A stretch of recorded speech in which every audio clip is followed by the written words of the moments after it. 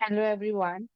सो इस लेक्चर में हम लोग जुलाई 2023 का पेपर सॉल्व करेंगे। सो फर्स्ट क्वेश्चन क्या बोलता है? Dash has the highest refractive index. आपको रिफ्रैक्टिव इंडेक्स वर्ड से क्या समझ में आता है कि अगर इंसिडेंट रे आएगी तो किसके पास ज्यादा कैपेसिटी है कि वो उसको बेंड कर दे, ज्यादा से ज्यादा बेंड करे। तो देखो, डायमंड जो होता है ना, अगर उसके ऊपर इंसिडेंट रे आती है, सो मैक्सिमम बेंडिंग जो है वो डायमंड शो करता है। डायमंड का refractive index is approximately around 2.46 और 2.44, not I don't know the exact amount, the exact value. But सबसे ज्यादा रिफ्रैक्टिव इंडेक्स जो होता है वो डायमंड का होता है। मतलब अगर इंसिडेंट रे उसके ऊपर आएगी तो वो बहुत ज्यादा एंगल से रिफ्रैक्ट हो जाएगी। फिर क्या बोला है? The left hand side of a chemical reaction represent. आपके केमिकल रिएक्शन में राइट हैंड साइड में प्रोडक्ट होता है और लेफ्ट हैंड साइड में रिएक्टेंट होता है। So left hand side of a chemical reaction represent reactants. ठीक है। फिर क्या बोला है? In the block, in dash block of the modern periodic table non metals are found. मैं आप लोग को मॉडर्न पीरियोडिक टेबल एक बार शो कर देती हूँ हमने।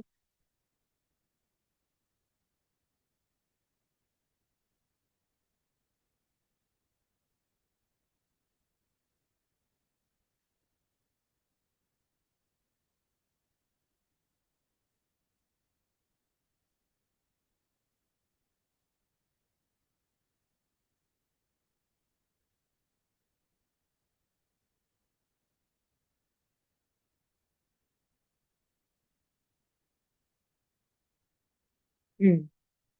तो ये आपका मॉडर्न पीरियोडिक टेबल है। और इस मॉडर्न पीरियोडिक टेबल के पी ब्लॉक के अंदर जो है ना, सारे नॉन मेटल्स, मेटेलॉइड्स और मेटल्स सब कुछ प्रेजेंट है। तो अगर आपको पूछेंगे ना कि ऐसा कौन सा ब्लॉक है जिसमें सारे के सारे मेटल्स, नॉन मेटल्स, मेटेलॉइड्स होते हैं, तो वो क्या आएगा? P block. पी ब्लॉक के अंदर ही आपके नॉन मेटल्स भी आते हैं। ठीक है। Now will go to the next question. तो आपका आंसर क्या होगा? P block. इसके बाद में क्या लिखा है? The reaction in which two or more products are formed from a single reactant is called as decomposition reaction. ऐसा रिएक्शन जिसमें एक ही रिएक्टेंट से दो या दो से ज्यादा प्रोडक्ट बन रहे हो, उसको हम लोग क्या बोलते हैं? Decomposition reaction. ठीक है। उसके बाद में आपका आता है next. if the refractive index of glass with respect to air is 3 by 2, then refractive index of air with respect to glass is। अब इसका जो मैं आंसर है ना, को मैं क्लास में कराऊंगी, मतलब मैं करवा चुकी होंगी आप लोग को जब तक आप लोग ये वीडियो देखोगे। सो मैंने ये क्लास में करवा दिया है। ठीक है। फिर क्या बोला है? Rancidity is a oxidation process. पिछले पेपर में ही हम लोग ने रेंसिडिटी को समझा था। इसमें मैंने क्या देखा था कि आपका जो ऑयल है वो ऑक्सीडाइज हो जाता है। That is why density is a oxidation process, इसलिए क्या आया? टू आया। फिर क्या यहाँ पे पूछा है? Find the odd man out. Camera, telescope, peep hole in door and microscope. इन तीनों के अंदर कौन ऑड मैन आउट है ये देखते हैं। तो odd man out in this list is peep hole in the door, while a camera, telescope, and microscope are all optical instruments designed to magnify or capture image or of objects at various distance. A peephole is a simple device used for viewing who is outside the door without opening it. ठीक है। तो आपका पीप whole जो है वो सिर्फ ये बताता है कि विंडो के उस पार है कौन। लेकिन कैमरा, टेलीस्कोप और माइक्रोस्कोप ये सब क्या है? आप लोग के ऑप्टिकल इंस्ट्रूमेंट। मतलब क्या? आप लोग किसी चीज को कैप्चर करने के लिए, जूम करके देखने के लिए आप लोग इसको यूज करते हैं। ठीक है। नेक्स्ट आपका क्या बोला है? रेजिस्टेंस। इसका यहाँ पे यूनिट लिखा है ओम। पोटेंशियल डिफरेंस का यूनिट क्या है आप लोग का? वोल्ट। इसलिए यहाँ पे आंसर क्या है? वोल्ट आया। फिर क्या बोला है? Right the defect of the I from the given figure. इस फिगर से आपको बताना है कि कौन सी बीमारी है। देखो, अगर आप लोग देखोगे इमेज जो है ना वो रेटिना के पीछे बन रहा है, मतलब कि हाइपरमेट्रोपिया है। अगर इमेज रेटिना के आगे बनता तो वो क्या होता? मायोपिया होता। ठीक है। उसके बाद लिखा है give the unit of the intensity of magnetic field.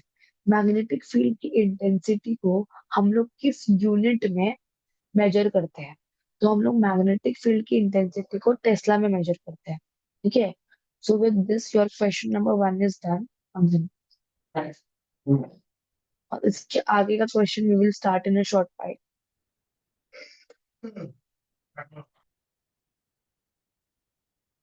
तो मैंने जरा उसको पॉज किया था वीडियो को।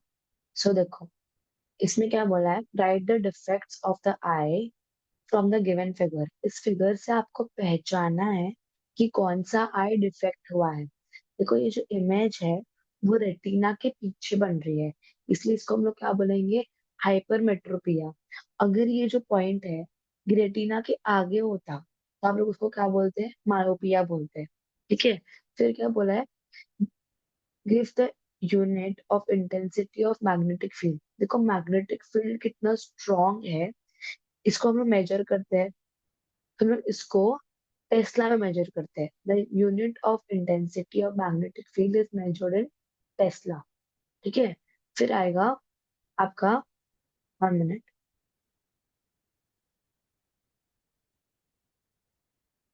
फिर क्वेश्चन क्या बोला है, tungsten metal is use to make solenoid type of coil in a electric bulb. हम लोग टंगस्टन मेटल को यूज करते हैं to make a solenoid in electric bulb. देखो टंगस्टन एक ऐसा मेटल है जो जो बहुत ज्यादा रेजिस्टिव है। मतलब क्या, वो करंट को बहुत ज्यादा रेजिस्ट करता है। अगर वो करंट को ज्यादा रेजिस्ट करेगा तो इससे क्या होगी, ज्यादा हीट एनर्जी प्रोड्यूस होगी, और जिसकी वजह से आपको एक लाइट देखने को मिलेगी। एंड आपको ना, मैं पूरा जो आंसर है इसका, मैं एक प्रॉपर आंसर को रीड करके आपको एक्सप्लेन करती हूँ तो आपको बेटर समझ में आएगा। Just give me 1 minute.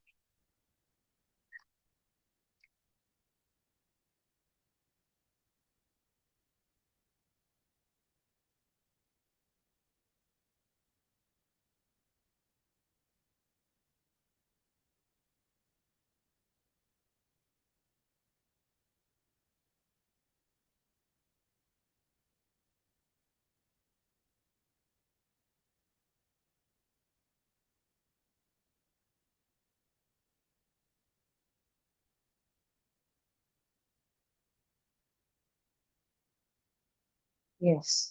सो क्या बोला है, देखो,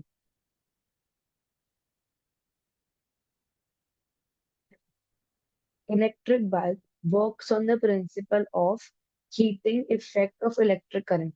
मतलब जब कभी भी किसी कंडक्टर में से इलेक्ट्रिक करंट फ्लो करता है, वहां पे एक हीट प्रोड्यूस होती है बिकॉज ऑफ द रेजिस्टेंस। मैंने आपको सिखाया है, जितना ज्यादा करंट को रेजिस्टेंस मिलेगा उतना ज्यादा हीट एनर्जी प्रोड्यूस होगी। ठीक है। और आपका इलेक्ट्रिक बल्ब भी इसी प्रिंसिपल पे काम करता है। कैसे, इंटेंसिटी, मतलब कितना तेज आपका का लाइट प्रोड्यूस हो रहा है। The intensity of the light emitted by the filament of an electric bulb depends on the temperature of the filament। जितना ज्यादा वो फिलामेंट गर्म होगा उतना ज्यादा वो आपको लाइट देगा।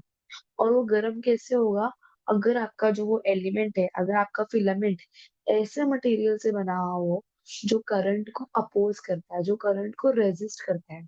इसीलिए देखो क्या लिखा है कि अगर टेम्परेचर ज्यादा होगा तो आपका जो लाइट प्रोड्यूस हो रहा है वो भी ज्यादा स्ट्रॉन्ग प्रोड्यूस होगा।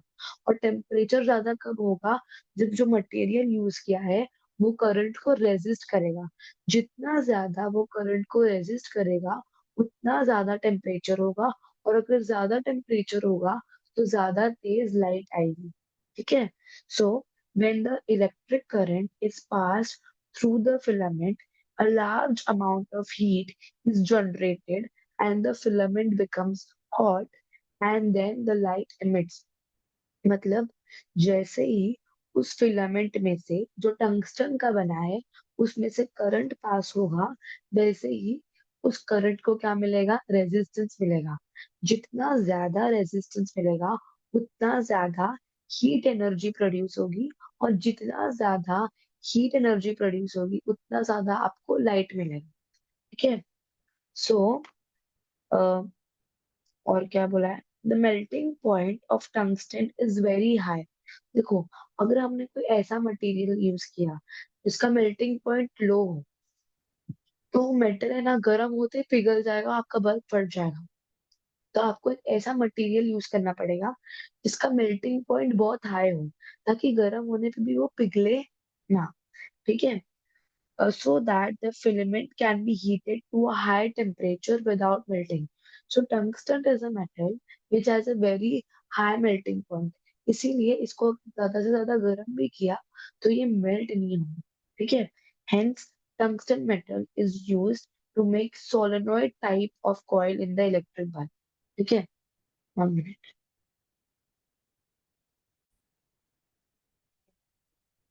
अब देखो नेक्स्ट क्वेश्चन क्या बोला है। Simple microscope is used for watch repairs. ये वाला क्वेश्चन बहुत बार आया और हमने ये क्वेश्चन किया भी हुआ है। तो हम लोग इसके आगे वाला क्वेश्चन करते हैं। Metallic character goes on decreasing while going left to right in the period। ये लोग क्या बोल रहे हैं, मेटालिक कैरेक्टर क्या होता है और ये अगर लेफ्ट टू राइट गए तो ये डिक्रीज हो रहा है, इसका क्या मतलब है। देखो मैं आपको समझाती हूँ with the help of a white board. 1 minute.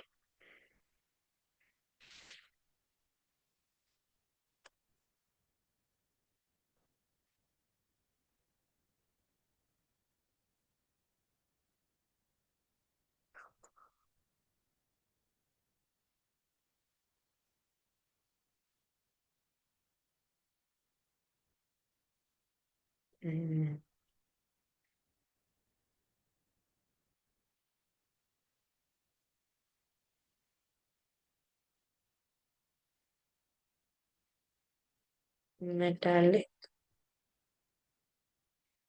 Character,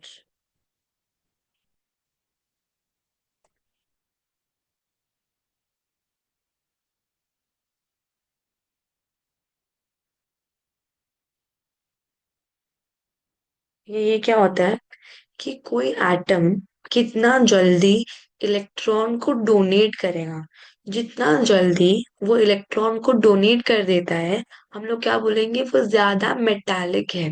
देखो मेटल्स की क्या टेंडेंसी होती है कि वो लोग इलेक्ट्रॉन को डोनेट करते हैं। जितना जल्दी एक मेटल इलेक्ट्रॉन को डोनेट कर देगा, उसको उतना अच्छा मेटल माना जाएगा। लेकिन ये लोग क्या बोल रहे हैं, लेफ्ट से राइट आते आते आपका मेटालिक कैरेक्टर डिक्रीज हो जाता है।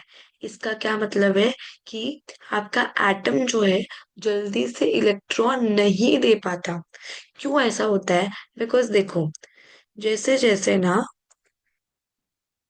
देखो 1 सेकेंड ना, मैं आप लोग को ना 2-3 डायग्राम ड्रॉ करके आप लोग को एक्सप्लेन करने की कोशिश करूंगी। 1 मिनट।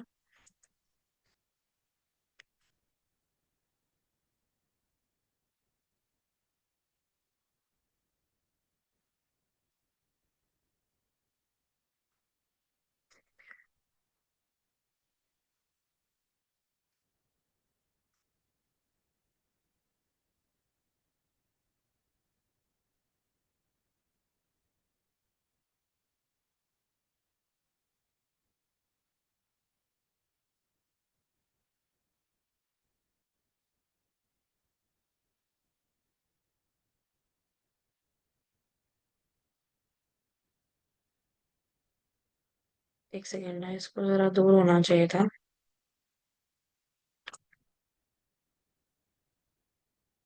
नहीं रुको,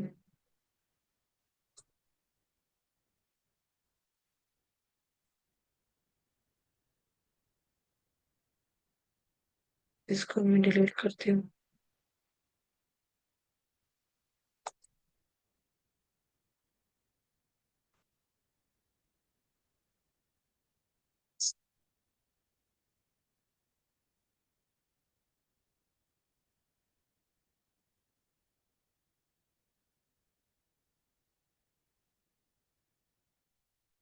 9 मिनट, सिर्फ मुझे थोड़ा सा टाइम दो।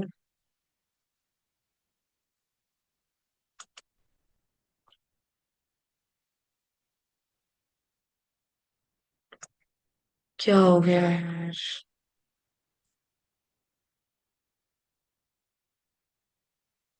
चलो ऐसे ही रहने देते हैं।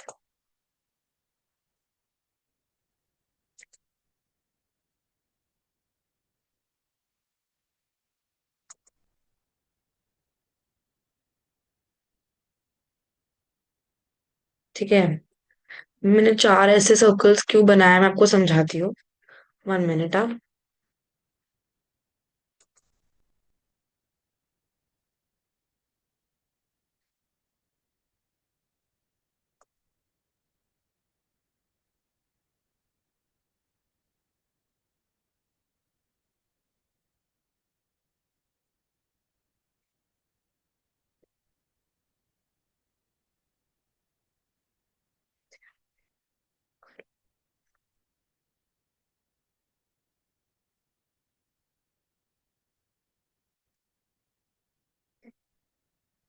अरे,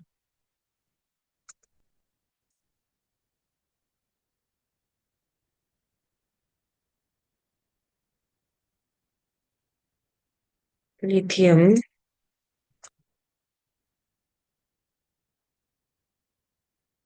बेरिलियम,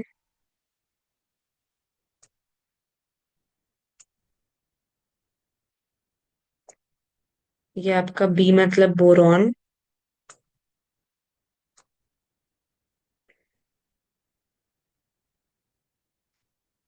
और आपका सी मतलब कार्बन।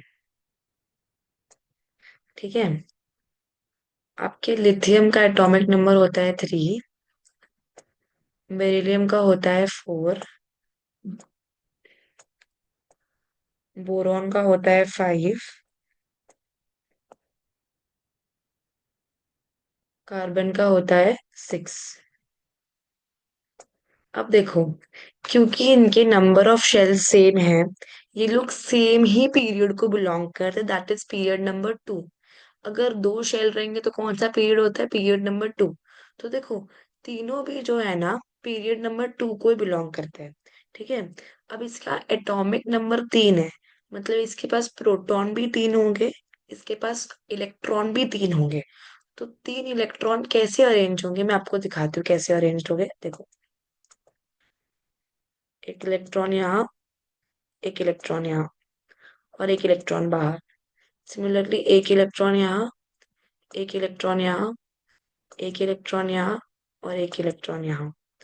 सिमिलरली इसके पास 2 इलेक्ट्रॉन यहाँ पे आएंगे, और बाकी के 3 इलेक्ट्रॉन कहाँ जाएंगे, बाहर जाएंगे।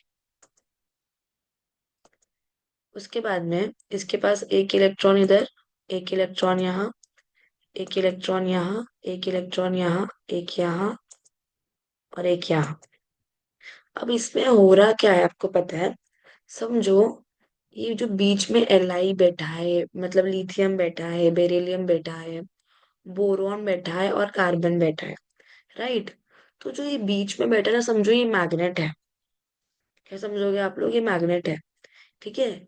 सो ये देखो, जैसे जैसे ना ये हम लोग आगे आगे जा रहे हैं ना, ये मैग्नेट ना स्ट्रॉन्ग स्ट्रॉन्ग हो रहा है। क्या हो रहा है, स्ट्रॉन्ग। जैसे कि पहले इसके अंदर मैं आपको दिखाती हूँ, 1 मिनट।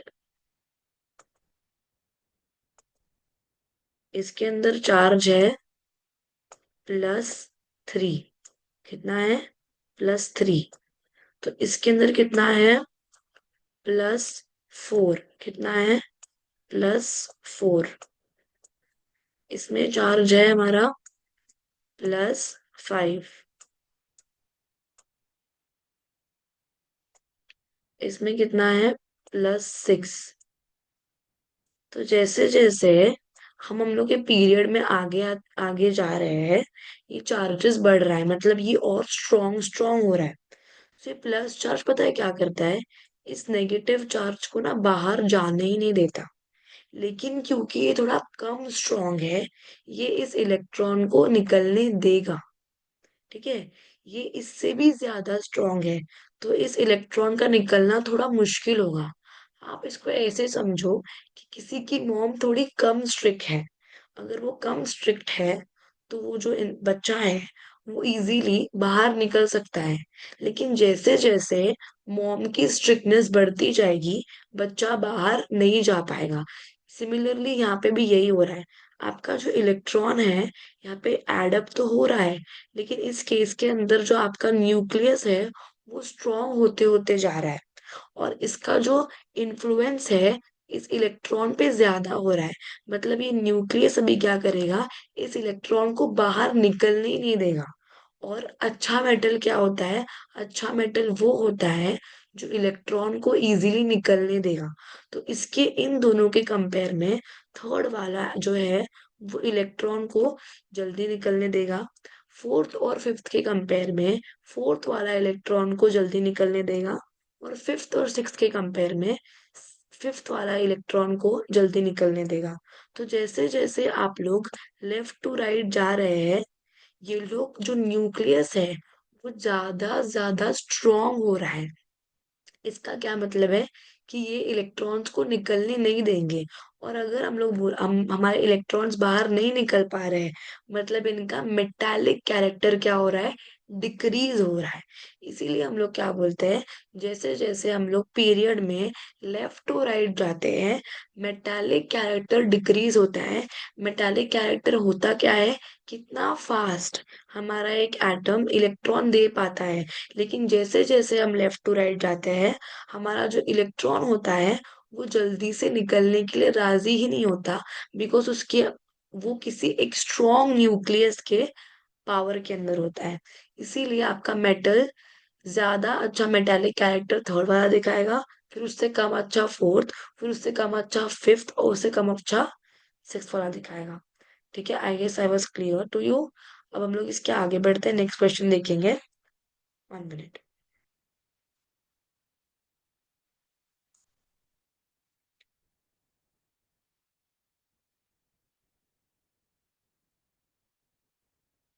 सो यहाँ पे क्या बोला है, यहाँ पे आपको आईयूपीएसी नेमिंग करनी है। ये आईयूपीएसी नेमिंग में मैं आपको समझा चुकी रहूंगी। ठीक है, उसके बाद में ये वाला जो क्वेश्चन है, एक सेकेंड ना मैं आपको बताती हूँ। मैं आपको ना ये चार पांचों क्वेश्चंस जो है ना, मैं आपको क्लास में करा चुकी हूँगी। मैं आपको बताती हूँ, इसमें से आपको फिफ्थ वाला क्वेश्चन नहीं करना है एग्जाम के लिए। ठीक है, तो इसके बाद हम लोग आगे बढ़ते हैं हमारे नेक्स्ट वाले पे, कि a molten mixture of alumina melting point more than 2000 degrees Celsius is done in a steel tank. The tank has a graphite lining on the inner side. The inner lining does the work of cathode. A set of graphite rods dipped in the molten electrolyte work as an anode. Cryolite and feldspar are added in the mixture to lower its temperature melting point up to 1000 degree Celsius. इसमें क्या बोला है, कौन सा process है वो identify करो और उसका डायग्राम बनाओ। So it is electrolytic reduction of alumina.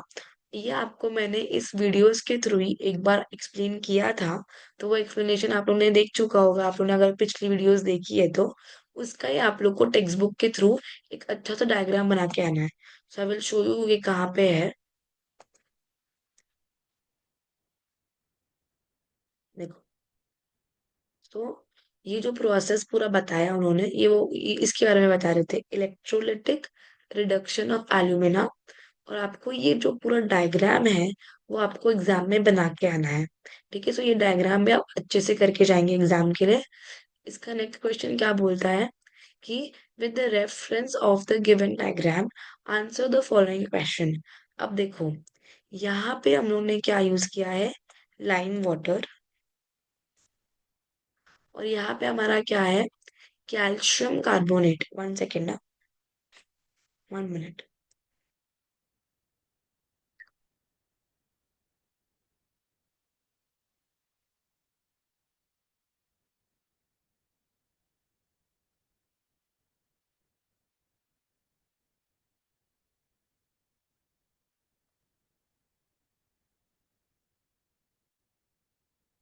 हम्म, सो आपने यहाँ पे क्या लिया है, लाइम वाटर लिया है, और आपने यहाँ पे क्या लिया है, आपने यहाँ पे कैल्शियम कार्बोनेट लिया है। तो आपको यहाँ पे क्या कुछ क्वेश्चंस पूछे, इसका हम लोग आंसर करेंगे। 1 सेकेंड, पहले मुझे आपको बताना तो what is lime water. Lime water is CaCl।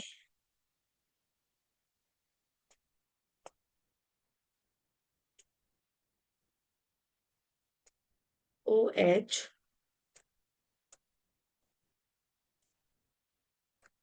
CaOH whole twice. इसको आप लोग क्या बोलते हो? इसको आप लोग लाइम वाटर बोलते हो। ठीक है। और यहाँ पे क्या है? कैल्शियम कार्बोनेट है। क्या है आपका? Calcium carbonate. कैल्शियम CaCO3 है यहाँ पे। ठीक है। यहाँ पे क्या लिखा है? Give type of chemical reaction. आपको बताना है कि कौन सा केमिकल रिएक्शन हो रहा है। तो आप लोग यहाँ पे ध्यान दो। आपने यहाँ पे ना कैल्शियम कार्बोनेट को हीट दिया है। क्या दिया है? हीट। तो यहाँ पे एक ट्रायंगल आएगा। देखो, जब कभी भी हम कैल्शियम कार्बोनेट को जलाते हैं तो दो चीज बनता है। कैल्शियम ऑक्साइड और एक बनता है कार्बन डाइऑक्साइड। अब फिर से सुनिए। देखिए, यहाँ पे दो चीजें हैं। यहाँ पे एक कैल्शियम कार्बोनेट है और एक आपका ये लाइम वाटर है। कैल्शियम कार्बोनेट क्या होता है? CaCO3 होता है। और लाइम वाटर क्या होता है? CaOH whole twice. आपने लाइम वाटर को कोई भी हीटिंग नहीं दी है, लेकिन आपने यहाँ पे क्या किया है? कैल्शियम कार्बोनेट को हीटिंग दी है। और कैल्शियम कार्बोनेट में से जो भी गैस बनेगा वो आपके लाइम वाटर में चला जाएगा। तो जब आप कैल्शियम कार्बोनेट को गर्म करते हो तो क्या बनता है? Calcium oxide and carbon dioxide. जो आपकी कार्बन डाइऑक्साइड बनी है वो गैस के फॉर्म में ऊपर निकल जाएगी। और आपका जो कैल्शियम ऑक्साइड है वो नीचे बैठ जाएगा in the form of dust. ठीक है। सो यहाँ पे आपका CO2 गैस उड़ के आपके दूसरे टेस्ट ट्यूब में चली जाएगी। और आपका कैल्शियम ऑक्साइड जो है वो नीचे ही बैठ जाएगा। यहाँ पे क्या है आपका? कैल्शियम ऑक्साइड वो यहीं पे रह जाएगा। ठीक है। सो देखो, ये CO2 जो है वो लाइम वाटर में चली जाएगी, यहाँ पे आ जाएगी। और आपको पता है, जब आप लोग लाइम वाटर के अंदर CO2 डालते हो, जब हम लोग लाइम वाटर में CO2 का गैस मिक्स करते हैं तो आपकी लाइम वाटर जो है ना वो एकदम दूध के कलर की हो जाती है। बिकॉज यहाँ पे भी एक केमिकल रिएक्शन होता है। वो रिएक्शन आपको बिल्कुल भी ध्यान में नहीं रखना है, लेकिन आपको सिर्फ बता रही हूँ कि अगर ये जो कार्बन डाइऑक्साइड उड़ के कहाँ पे गई है? लाइम वाटर के पास गई है। यहाँ पे एक रिएक्शन होगा जिसकी वजह से आपकी लाइम वाटर जो है वो मिल्की कलर की हो जाएगी। सो इन केस इन फ्यूचर अगर आपके पेपर में आया कि अभी लाइम वाटर के साथ में क्या होगा, तो आप लोग क्या बोलोगे? कार्बन डाइऑक्साइड जो गैस है वो लाइम वाटर के साथ में रिएक्शन करके क्या बनाती है? कैल्शियम कार्बोनेट बनाएगी। और इसकी वजह से आपका जो लाइम वाटर है वो मिल्की हो जाएगा। ठीक है। तो आपको यहाँ पे बोला है रिएक्टेंट और प्रोडक्ट का नाम लिखिए। रिएक्टेंट क्या है आप लोग का? रिएक्टेंट इज, एक सेकेंड ना, मैंने गलत लिख दिया यहाँ पे।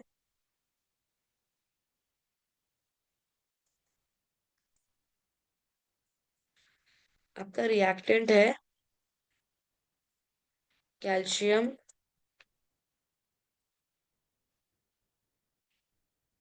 कार्बोनेट। प्रोडक्ट क्या क्या मिला आप लोग को? कैल्शियम ऑक्साइड जो इस टेस्ट ट्यूब के नीचे बैठ गया। इस टेस्ट ट्यूब के नीचे बैठ क्या बैठ जाएगा आपका? कैल्शियम ऑक्साइड बैठ जाएगा। और हवा के फॉर्म में क्या निकलेगा? Carbon dioxide. ठीक है। आपको बताना है कि कौन से टाइप के रिएक्शन है। देखो, यहाँ पे रिएक्टेंट एक ही था लेकिन एक से ज्यादा प्रोडक्ट मिला है, इसीलिए कौन सी रिएक्शन हो गई? डीकम्पोजिशन रिएक्शन हो गई। ठीक है। ये जो क्वेश्चन नंबर 3 है ये मैं आप लोग को क्लास में कराने वाली हूँ। ये अब तक करा चुकी होंगी आप लोग को मैं क्लास में। क्वेश्चन नंबर 4 जो है वो है explain the term anodization with example. This has been taught to you in the previous classes. Galvanization, tinning, anodization, electroplating, alloying, ये सब मैंने साथ में सिखाया था। इसीलिए ये वो वाला रेफरेंस लेके आप खुद से एक बार रीड करोगे आपको समझ में आ जाएगा। फिर आप लोग को बोला है केप्लर्स का थर्ड लॉ, ये भी आप लोग ने पढ़ रखा है। ठीक है। इसके बाद में मैंने आप लोग को ये कराया था। ठीक है। ये जो इलेक्ट्रॉनिक कॉन्फ़िगरेशन है, कौन सा एटॉमिक नंबर है, ये आपको खुद से एक बार सॉल्व करना है। बिकॉज हर एक चीज में बार बार तो सॉल्व नहीं करूंगी। एक टाइप का क्वेश्चन ही आ रहा है, बार बार आ रहा है, तो आपको मैंने एक दो बार बता चुकी हूँ ऑलरेडी। आप इसको प्रैक्टिस कर सकते हो अपने ओन एंड पे। ठीक है, just give me 1 second.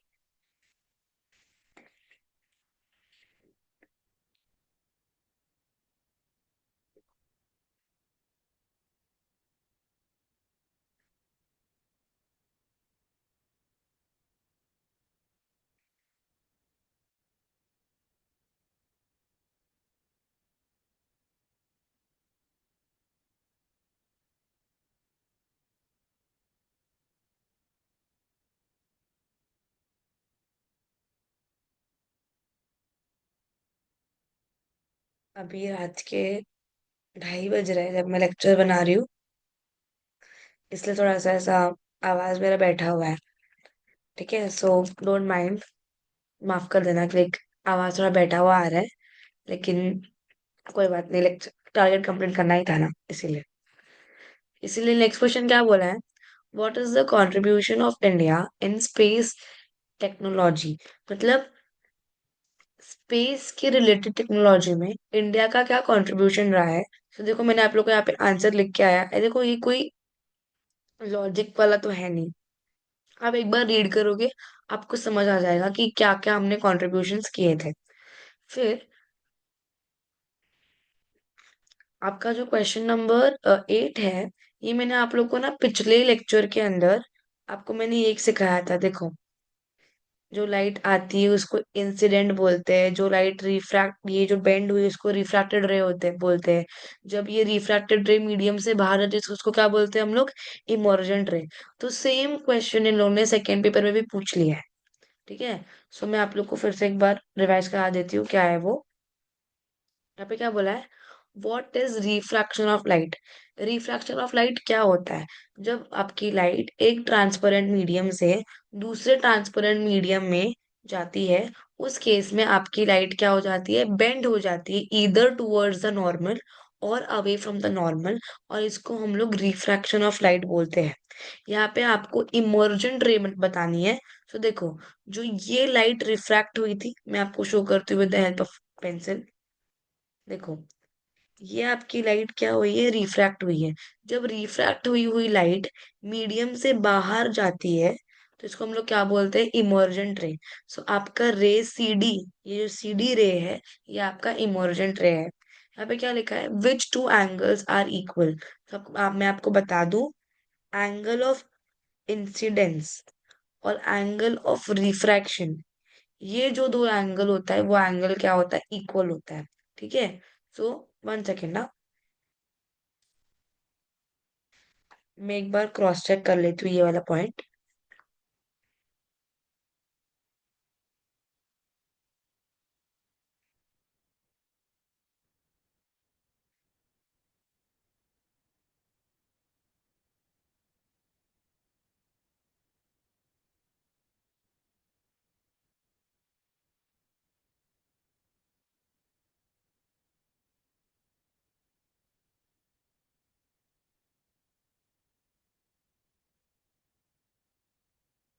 Okay, सो यहाँ पे क्या बता रहा है, 1 सेकेंड ना, 1 मिनट।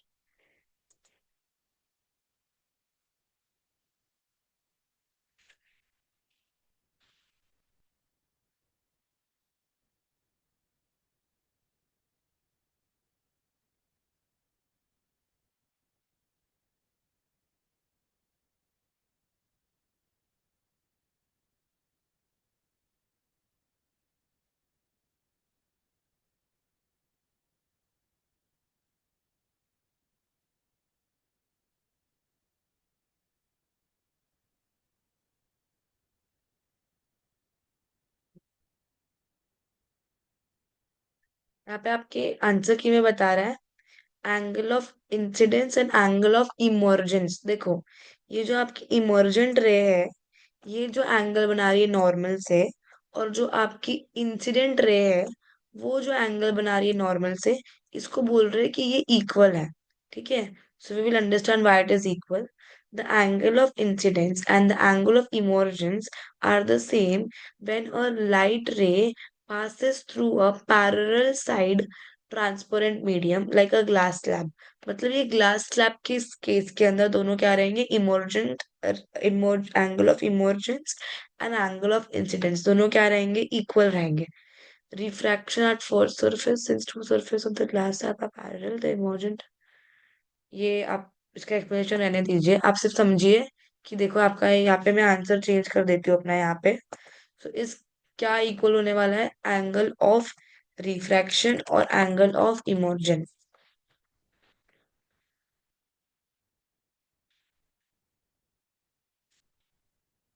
ठीक है। सो इसके बाद क्या पूछा है कि होप्स apparatus पे क्वेश्चन पूछा है। सो क्या बोला है कि name, what is the name of the given apparatus। तो ये कौन सा apparatus है, आपका hopes apparatus। Which phenomenon is study with the help of this apparatus। इस apparatus के हेल्प से हम लोग कौन सा फिनोमेना स्टडी करते हैं, anomalous behavior of water। what are the final temperatures in thermometer 1 and 2। तो क्या आएगा वो आपका 0 डिग्री सेल्सियस। देखो मैं आपको ना एक बार होप्स apparatus समझाऊंगी तो नहीं, लेकिन उसका जो ग्राफ है ना, उसका मैं आप लोग को एक बार ओवरव्यू दे दूंगी, 1 मिनट। क्योंकि देखो होप्स apparatus आपका एक बार जो है क्लास में काफी अच्छे तरीके से हुआ था और मैंने 2-3 बार करवाया था। देर इज नो पॉइंट कि मैं ये बड़ा सा टॉपिक आपको फिर से यहाँ पे एक्सप्लेन करूँ। What I would suggest is just give it a once और ट्वाइस रीड। अगर फिर भी आपको नहीं समझ में आता है, so I am just a text away. Text me, आपको नहीं समझ में आ रहा है क्लास में जब आओगे आप लोग मुझे बोल देना दीदी नहीं समझ में आ रहा है, मैं आप लोग को एक्सप्लेन कर दूंगी। ठीक है, 1 मिनट। हम्म।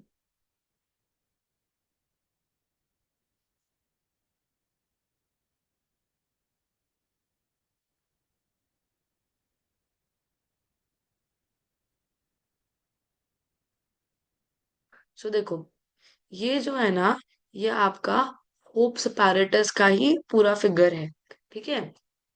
इसमें अगर आप देखेंगे तो दोनों ही ग्राफ फाइनली 0 डिग्री सेल्सियस पे आके मीट कर रही है। सो ये क्या आएगा, मैं जो आपका ग्राफ का फाइनल टेम्परेचर क्या होगा, 0 डिग्री सेल्सियस। ठीक है। उसके बाद में क्या बोल रहा है, at what temperature the density of water is minimum, maximum sorry. आपको ये याद रखना है कि आपके वाटर का जो डेंसिटी है वो 4 डिग्री सेल्सियस पे मैक्सिमम होता है। बिकॉज देखो जब आप पानी को 0 डिग्री सेल्सियस से 4 डिग्री सेल्सियस तक लेके आते हो, आप पानी का टेम्परेचर बढ़ा रहे हो। इस केस में क्या होता है, पानी कॉन्ट्रैक्ट करता है। क्या करता है, कॉन्ट्रैक्ट। और जब कोई चीज कॉन्ट्रैक्ट कर रही है तो उसकी डेंसिटी बढ़ती है। और 4 डिग्री सेल्सियस के बाद जब आप उसको गर्म करते हो तो पानी एक्सपांड करेगा। और जब आप कोई चीज को गर्म करते हो, जब कोई चीज एक्सपांड करती है मतलब फैलती है, तो उसकी डेंसिटी कम हो जाती है। इसीलिए 4 डिग्री सेल्सियस पे आपके पानी का जो टेम्परेचर है वो मैक्सिमम होता है। ठीक है। उसके बाद में क्या बोला है, give an example of the above phenomenon in nature. ये जो एनोमलस बिहेवियर है ये नेचर में कहाँ पे होता है, ये कोल्ड रीजन्स के रिवर में होता है। जब ठंडियों में बर्फ पड़ती है जिस रीजन में, तो उस रीजन के लेक्स वगैरह में क्या होता है, एनोमलस बिहेवियर ऑफ वाटर होता है। जिसकी वजह से आपके जो पानी के नीचे की मछलियां है वो जिंदा रह पाती है। ठीक है। फिर आपका ये आता है लास्ट क्वेश्चन। ये क्या बोलता है कि आपको इस कंपाउंड के नाम लिखने हैं। इट इज वेरी इजी, मैंने आपको ये क्लास में करवाया है। ठीक है। फिर आपको क्या करना है, इलेक्ट्रॉन डॉट स्ट्रक्चर बनाना है। मैंने आप लोग को पिछले लेक्चर में अच्छे से समझाया था कि कैसे बनाते हैं इलेक्ट्रॉन डॉट स्ट्रक्चर। तो ये सिमिलर ही है उसका, वो कुछ नहीं करना है। आपको बताना है कि सैचुरेटेड है या अनसैचुरेटेड है। मैंने आपको बताया है जब सिंगल बॉन्ड रहेगा तभी ही सैचुरेटेड होता है। अगर डबल बॉन्ड आया या ट्रिपल बॉन्ड आया तो वो क्या हो जाएगा, अनसैचुरेटेड। तो क्या पूछा, इन दोनों में से अनसैचुरेटेड कौन सा है, तो आपका इथीन जो है वो क्या है, अनसैचुरेटेड है।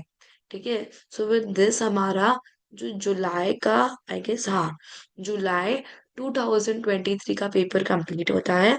और हमारा ऑलमोस्ट अभी जो टारगेट है वो कंप्लीट होने ही आया है। We are only left with 2 more papers. So I hope आप लोग अभी मन लगा के पढ़ाई करेंगे और जिस जो हमने एफर्ट्स लिए हैं पूरे साल वो आपको बस दो पेपर, साइंस वन और साइंस टू में प्रॉपरली वो एफर्ट्स का रिजल्ट दिखाना है। ठीक है। I wish you all all the best. Thank you so much for watching this lecture.